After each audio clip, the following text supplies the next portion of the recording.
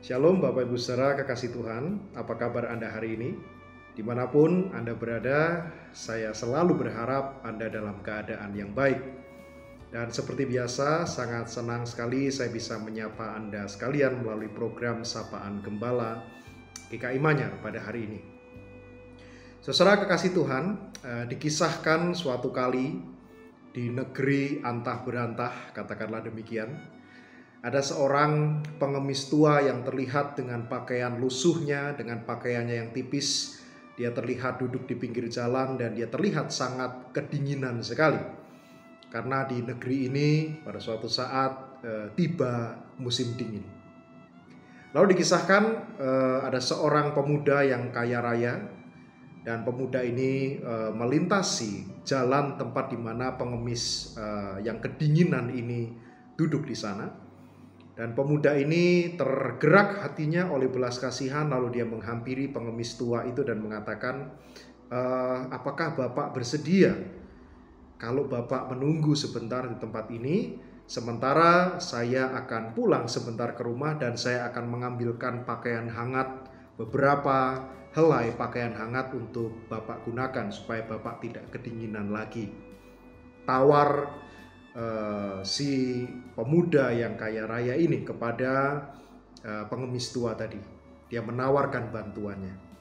Lalu dengan suara yang sangat lirih dan pelan sekali, pengemis tua itu mengatakan, terima kasih sekali anak muda, aku akan menunggu di sini sampai kamu kembali dan kamu membawakan pakaian hangat untukku. Terima kasih untuk bantuanmu. Lalu segera sesudah itu anak muda yang kaya raya ini dia bergegas pulang ke rumahnya, dan begitu dia sampai di rumah, apa daya dia ternyata langsung tertidur, saudara. Di tengah segala kelelahannya, dia melupakan janji yang telah diucapkan kepada pengemis tua tadi.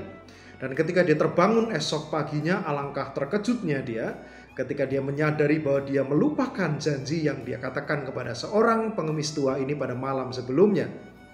Lalu dengan langkah yang begitu cepat dia mengambil beberapa helai pakaian hangat, dia menghampiri ke tempat pengemis tua semalam itu berada, dan betapa terkejutnya dia ketika dia menemukan pengemis tua tadi sudah meninggal di tempat itu, dan dia menuliskan secarik kertas berisi catatan sebuah pesan untuknya. Pesan itu kurang lebih mengatakan, anak muda, sebelum aku bertemu denganmu, aku punya kekuatan yang besar untuk menghadapi rasa dingin itu seorang diri. Tetapi setelah engkau menjanjikan satu hal yang sampai akhirnya tidak engkau penuhi, ketika aku mendengar janjimu itu, maka seolah-olah kekuatanku untuk menghadapi suasana dan cuaca yang begitu dingin itu tiba-tiba pudar. Aku tidak kuat lagi menghadapinya, karena aku terfokus pada apa yang sudah kamu janjikan. Saudara kasih Tuhan, ilustrasi atau kisah yang tentu bukanlah kisah nyata ini mau mengingatkan kepada kita tentang betapa kuatnya sebuah janji yang diberikan dalam kehidupan seseorang. Sebuah janji menjadi sebuah pesan yang kuat ketika janji itu ditepati dan janji dapat mengubahkan hidup seseorang luar biasa. Tetapi di sisi yang lain, janji yang tidak ditepati, komitmen yang tidak dilakukan dengan baik, sekaligus bisa menjadi sebuah tindakan yang menghancurkan hidup orang lain begitu rupa. Nah, saudara kasih Tuhan, bacaan leksionari harian kita dari 2 Korintus 9 ayat 1 sampai 5 sebetulnya ini menarik karena ini masih merupakan bagian dari surat tagihan yang dialamatkan Rasul Paulus kepada jemaat Korintus. Nah, perlu kita ketahui saudara bahwa jemaat Korintus, kalau kita membaca konteksnya, jemaat Korintus sudah membuat komitmen 1 tahun sebelumnya untuk ikut serta dalam program yang dirancang oleh Rasul Paulus. Nah, program apakah itu? Kalau kita mengetahui latar belakang di balik perikop ini, maka diceritakan suatu kali Rasul Paulus mendengar kabar tentang sebuah jemaat yang tua, jemaat di Yerusalem, yang jemaat ini dikatakan sedang mengalami masa aniaya, masa paceklik yang panjang. Mereka sedang mengalami bencana alam yang sangat hebat sekali. Nah, menanggapi situasi itu, saudara, Paulus sendiri yang sebetulnya bukan berasal dari jemaat Yerusalem, kemudian dia merasa terpanggil dan dia berinisiatif untuk mengumpulkan bantuan dana untuk jemaat Yerusalem. Nah, entah bagaimana caranya, barangkali Rasul Paulus ini mengirim surat kepada jemaat-jemaat yang pernah dia dirikan atau jemaat-jemaat yang pernah dia layani, termasuk salah satunya yang menerima surat adalah jemaat di Korintus ini. Nah, tetapi saudara, persoalannya adalah setahun sudah program aksi kasih yang digagas oleh Rasul Paulus untuk jemaat Yerusalem itu lewat, sudah setahun lewat. Dan jemaat-jemaat yang punya komitmen, juga yang disurati tadi saudara, mereka sudah mengirimkan dana bantuan mereka menepati komitmen mereka. Termasuk kalau Anda membaca, meneliti, Paulus menyebut secara khusus ada satu nama, yaitu jemaat-jemaat di Makedonia. Ini menarik, sebetulnya jemaat di Makedonia ini sangat miskin, saudara. Mereka teraniaya sebetulnya dan miskin, seperti jemaat di Yerusalem. Artinya, saudara, bagi Rasul Paulus, kalau jemaat-jemaat di Makedonia ini tidak ikut serta atau tidak ikut mengirimkan bantuan, maka Paulus sebetulnya sangat maklum sekali, karena memang itulah kondisi jemaat-jemaat Makedonia. Nah, tetapi yang unik, saudara, jemaat yang serba kurang ini justru menjadi jemaat pertama yang mengirim dana bantuan untuk jemaat di Yerusalem. Ini luar biasa sekali. Nah, sementara problemnya adalah jemaat Korintus yang kaya, saudara. Paulus mengatakan jemaat Korintus itu kaya dalam segala sesuatu.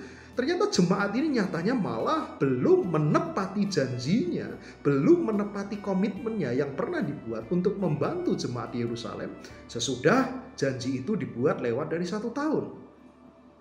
Itu sebabnya, saudara, kemudian Paulus dikatakan dia mengutus Titus dan kedua saudaranya kepada jemaat di Korintus untuk mengingatkan mereka, untuk mengumpulkan bantuan kasih yang sudah mereka janjikan. Tujuan dan pesan yang dibawa jelas, tentu bukan demi terkumpulnya uang itu sendiri semata-mata, melainkan supaya mereka atau jemaat di Korintus ini tidak menjadi batu sandungan atau melemahkan semangat jemaat-jemaat di Makedonia, di mana mereka menjadi jemaat-jemaat yang lebih dulu memberikan bantuan kepada jemaat di Yerusalem. Rasul Paulus mengirimkan pesan kepada jemaat di Korintus, jangan sampai tindakanmu yang tidak memenuhi janji dan komitmenmu itu menjadi batu sandungan bagi saudara-saudaramu yang lain. Saudara kekasih Tuhan, menepati janji dan taat pada komitmen adalah salah satu ciri hidup Kristen yang sejati. Allah kita adalah Allah yang tidak pernah mengingkari janjinya untuk senantiasa menyertai kita. Pertanyaannya, apakah Anda dan saya juga sudah mencontoh keteladanan ini? Mari kita berdoa. Tuhan Yesus, tolonglah kami untuk meresapi dan memahami, menghayati bahwa menepati janji, taat pada komitmen yang telah kami buat merupakan salah satu cerminan karakter Kristus yang ada di dalam diri kami. Tolonglah kami hari ini dan setiap hari untuk mampu terus meneladan apa yang telah Tuhan Yesus ajarkan dalam hidup kami. Karena Engkau sendiri adalah Allah yang setia pada janjimu.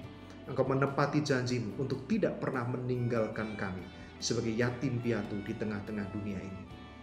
Engkaulah Sang Immanuel, Allah yang senantiasa menyertai kami. Dalam Kristus Yesus kami berdoa. Amin.